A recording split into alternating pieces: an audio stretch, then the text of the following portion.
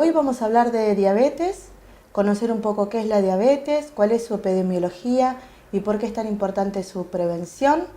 Sabemos que la diabetes hoy es un gran problema mundial, donde por unas estadísticas que saca la IDF, que es la Federación Internacional de Diabetes, que hizo estos registros en el año 2017, sabemos que actualmente en el mundo hay 425 millones de personas con diabetes, lo que llevó a un incremento de esta enfermedad en un 48%, y se ha hecho una proyección al año 2045, donde se estima que para ese entonces van a haber aproximadamente 629 millones de personas con diabetes. En la Argentina sabemos que tiene una prevalencia de 9,8%, es la sexta causa de mortalidad, es la primera causa de ceguera no traumática en las personas adultas. El 15% de los infartos agudos de miocardio se dan en las personas con diabetes tipo 2, el 48% de las amputaciones no traumáticas de miembros inferiores se dan en personas con diabetes y el 13% de los pacientes que se encuentran en tratamiento dialítico representan a personas con diabetes. Esta prevalencia en menores de 30 años es menor del 5% y sabemos que después de los 60 años esto se incrementa a más del 20%. Existen aproximadamente 4 millones de personas con diabetes en la Argentina, de las cuales entre el 35 y el 50% de estas personas desconocen presentar esta enfermedad. Sabemos que la diabetes es un trastorno metabólico y vascular de etiología múltiple que está caracterizado por una hiperglucemia crónica debido a alteraciones del metabolismo no solo de los hidratos de carbono, sino también de las grasas y de las proteínas que generan un defecto en la secreción y en la acción de la insulina, que puede darse una u otra cosa o ambas cosas al mismo tiempo. Sabemos que la diabetes se clasifica en diabetes tipo 1, que es una diabetes de tipo autoinmune, es la que se da en los niños, en los adolescentes, adultos jóvenes, que tiene la característica de que se produce la destrucción de la célula beta pancreática, que es la encargada de producir insulina, por los cuales estos pacientes van a requerir tratamiento con insulina. Tenemos los pacientes con diabetes tipo 2, la diabetes mellitus gestacional y otros tipos especiales de diabetes. Los criterios para hacer el diagnóstico de esta enfermedad los debemos hacer a través de un análisis de rutina de laboratorio. Tenemos que, como parámetro para diagnosticar la diabetes, una persona que presente 2 glucemias mayores o igual a 126,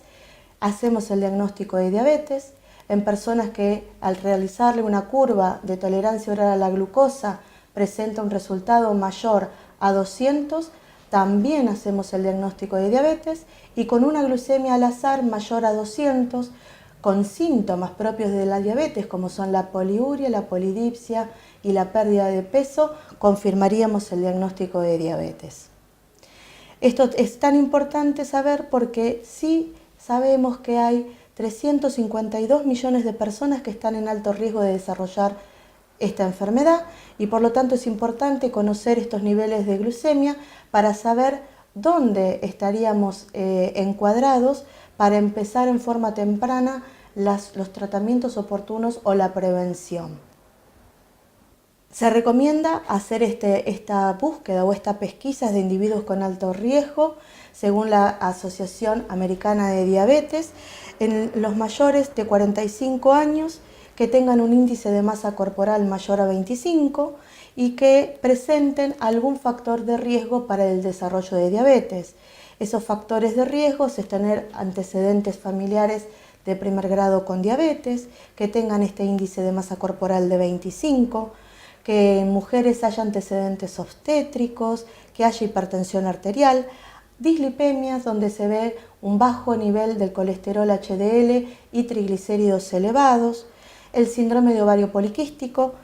que tengan estudios anteriores donde se hayan detectado glucemias alteradas o intolerancia alterada a la glucosa, Enfermedades que pueden ser predictivas de diabetes, como es la acantosis nigricans, y tener historia de algún evento o enfermedad vascular. En pacientes mayores de 45 años, que son los de más alto riesgo, tenemos también que se debe hacer esta pesquisa cuando presentan un índice de masa corporal mayor o igual a 30, presentan también familiares de primer grado con diagnóstico de diabetes, que las mujeres hayan tenido algún recién nacido de más de 4,5 kilos, que tenga antecedentes también de haber presentado una diabetes gestacional, hipertensión, dislipemia y, como anteriormente habíamos definido, la tolerancia alterada a la glucosa, que eso lo medimos a través de la curva de tolerancia oral a la glucosa, donde el resultado de esas glucemias están entre 140 y 199 miligramos decilitro, o presentar glucemias alteradas en ayunas, que es lo que consideramos por arriba de 100 y menos de 126. También no nos podemos olvidar de los pacientes que presentan un síndrome metabólico, que también tienen un alto riesgo de desarrollar diabetes. Y con respecto a todo esto, en Mar del Plata, entre el año 2014 y 2015, se realizó un estudio de detección del riesgo de diabetes en la atención primaria debido al impacto que tiene esta enfermedad, donde se realizó un cuestionario con 8 preguntas de respuestas muy sencillas, donde los encuestados fueron 2.784 personas, donde sí pudimos observar que Mar del Plata presenta una población del 20% con alto riesgo o muy alto riesgo de poder desarrollar diabetes en los próximos 10 años. Esto es un número significativo.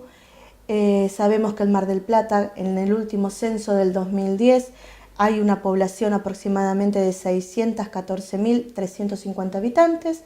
de los cuales el 20% de esta población es la que presentó este alto y muy alto riesgo de presentar diabetes en los próximos 10 años.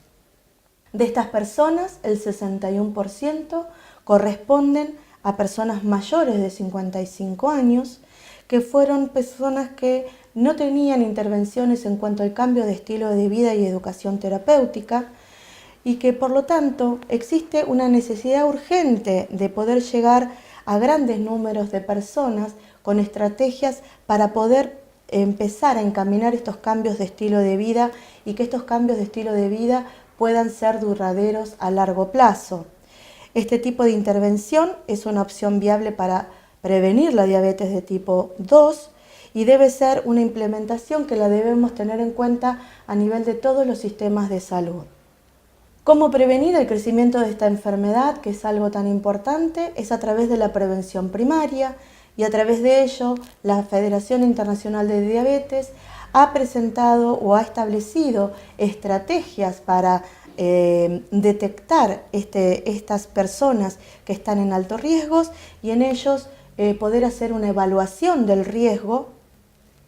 midiendo los niveles de glucemia y detectando todos los factores de riesgos asociados a la diabetes. También lo que se implementó es que hay que establecer estrategias para poder intervenir en esta prevención,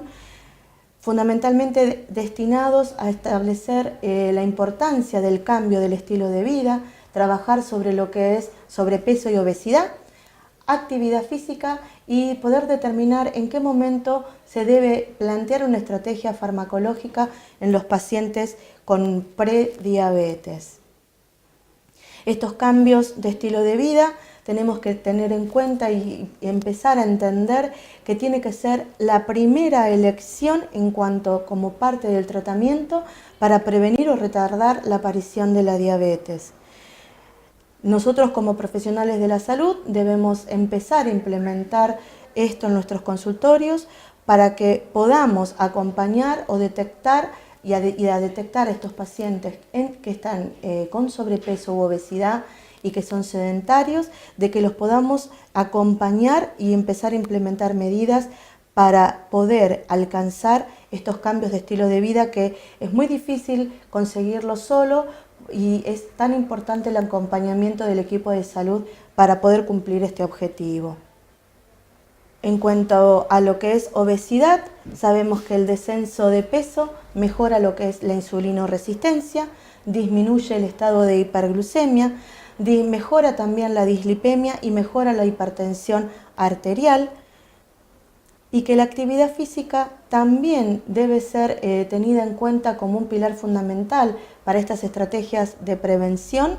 porque también sabemos que la actividad física, más allá de mejorar el descenso de peso, mejora la sensibilidad a la insulina, reduce los niveles plasmáticos de insulina en pacientes con hiperinsulinemia, mejora la dislipemia, desciende la presión, la tensión arterial y fundamentalmente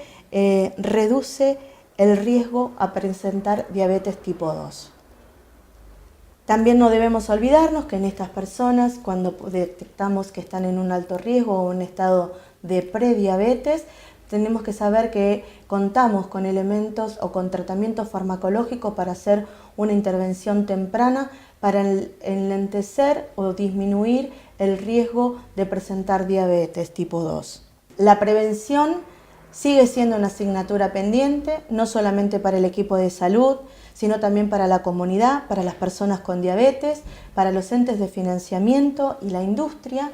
Y necesitamos contar con gente que tenga ganas para empezar a trabajar y formar equipos interdisciplinarios de salud para poder de esta manera mejorar y ayudar a los pacientes a tener una mejor calidad de vida para prevenir esta enfermedad, y en las personas que ya tienen esta enfermedad mejorar su estilo de vida y con esto poder disminuir sus complicaciones crónicas y así mejorar su calidad de vida.